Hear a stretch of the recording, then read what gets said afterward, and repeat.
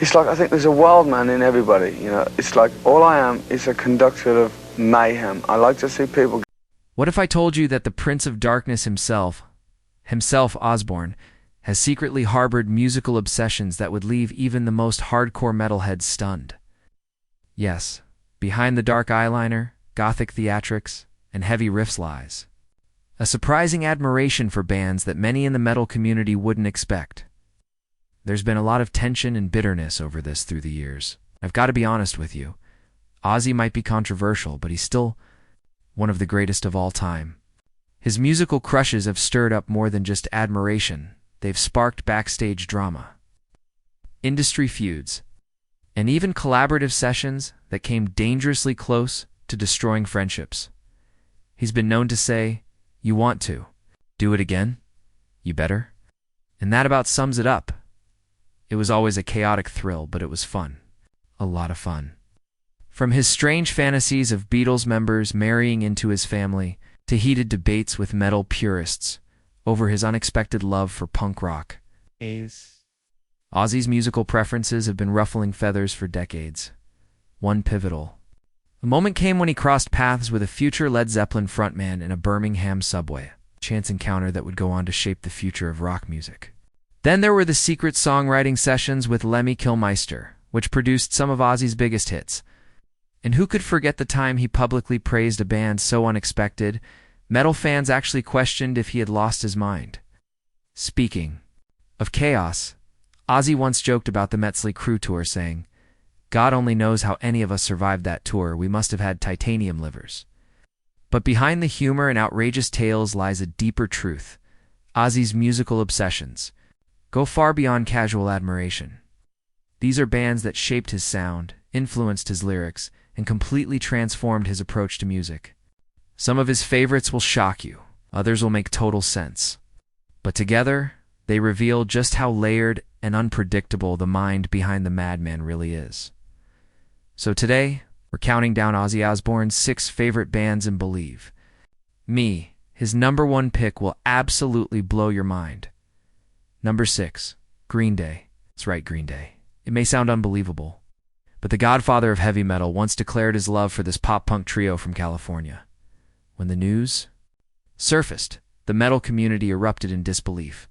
How could the very man who pioneered the darkest genre in rock music champion a band known for catchy hooks and teenage angst? The backlash was swift and unforgiving. Some fans accused him of selling out. Others feared he had lost his edge completely. But according to those close to Ozzy, his admiration for Green Day isn't just a passing interest. It runs much deeper. Industry insiders suggest he respects their ability to hold on to punk's rebellious spirit while achieving massive mainstream success. Their raw energy, their defiance, their refusal to play by the rules, it reminded him of Black Sabbath in the early days, for working-class kids from Birmingham just trying to make noise. Ozzy has even said that one of the things he's proudest of is how Black Sabbath wasn't some pre-packaged industry creation. Things escalated when critics speculated that Ozzy's love for Green Day may have influenced his own move toward more radio-friendly tracks later in his career. Was this punk pop? Adoration to blame? The debate still rages, but one thing's clear. This unexpected fandom proved Ozzy never stopped evolving or surprising people. Number 5. Nirvana. It was 1991, and 2 musical worlds were about to collide. While many metalheads scoffed at grunge, Ozzy Osbourne was quietly becoming obsessed with a little-known Seattle trio that would soon change rock forever. According to Dave Grohl, Ozzy once encountered Kurt Cobain at Devonshire Studios in LA, while Ozzy himself doesn't recall. Grohl remembers being completely "We were just standing there, frozen," he said. Ozzy walks in and we're muttering cuss words under our breath, just in awe.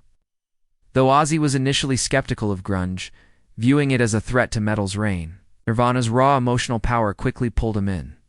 The pain in Kurt's voice, the unfiltered rage, the disdain for celebrity at all reminded Ozzy of Sabbath's earliest days. Both artists were masters of expressing darkness and disillusionment through music. Sadly, their connection was short-lived. Before anything more could happen, Cobain died in 1994.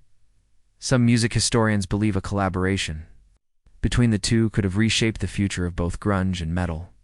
Instead, we're left with a single brief meeting, a handful of memories, and a haunting what-if in rock history. Number 4. Motorhead. Behind the curtain of rock history lies one of its most explosive partnerships, Ozzy Osbourne and Motorhead frontman Lemmy Kilmister. What began as a collaboration quickly turned into musical gold, but it almost never happened. In 1991, Ozzy was struggling with the No More Tears album. Frustrated and directionless, he turned to Lemmy for help, and Lemmy didn't just offer advice, he completely changed the game. He co-wrote several of Ozzy's biggest songs from that album: Mama, I'm Coming Home, Desire, and I Don't Want to Change the World. Even Hellraiser was a joint effort, with both artists recording their own versions. But as the hits rolled in, tensions rose. Ozzy's team reportedly tried to downplay Lemmy's role, worried it would take away from Ozzy's creative credibility.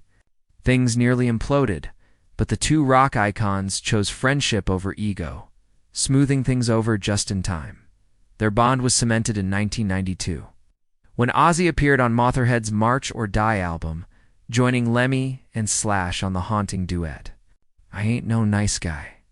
It was proof that even in an industry fueled by rivalry, loyalty and respect could still create magic. Number 3. Judas Priest. Now things get really wild.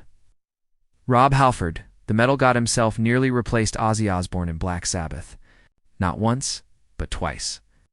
During two of Sabbath's darkest periods, when internal conflicts were tearing the band apart, Halford was seriously considered as Ozzy's replacement.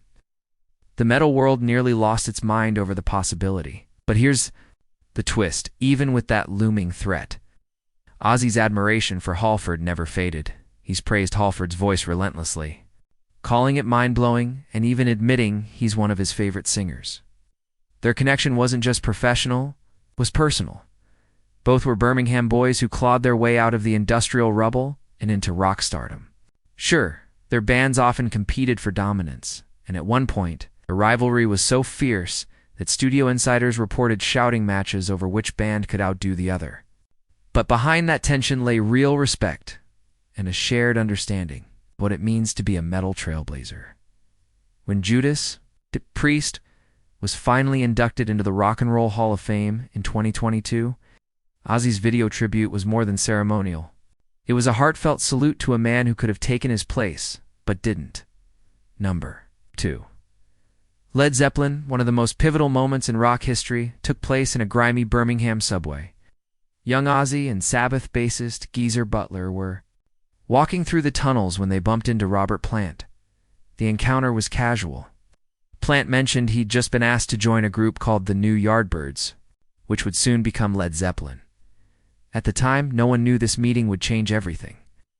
When Zeppelin's first album dropped, it hit Ozzy like a lightning bolt. He was floored. It was a sound so revolutionary, so perfectly executed, that it forced Black Sabbath to go darker and heavier in response. Ozzy has openly admitted that the first two Zeppelin albums altered his vocal style and musical approach. He was intimidated by Plant's voice's power, his range, his effortless command of the stage.